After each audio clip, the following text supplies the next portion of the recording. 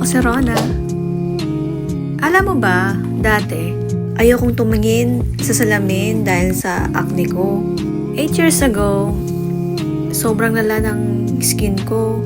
Ito, yung acne bulgari sa mukha ko.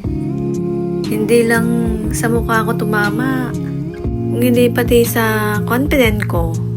May mga araw na parang ayoko lumabas ng bahay pero kailangan kasi nagtatrabaho ako. Pakiramdam ko, lahat sila nakatingin sa akin. Alam mo yun, kahit hindi naman, sinubukan ko lahat. Ayan, lemon, iba't ibang products, at iba't ibang skincare, skin routine, at kung ano-anong advice.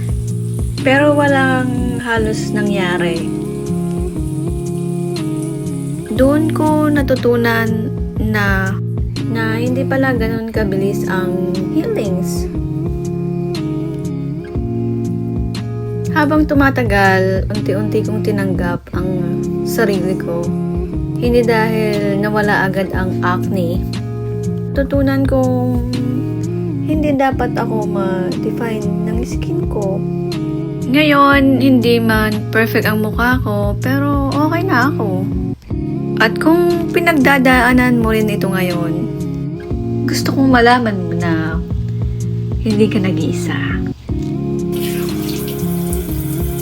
Dahil may mga pimple pa yan.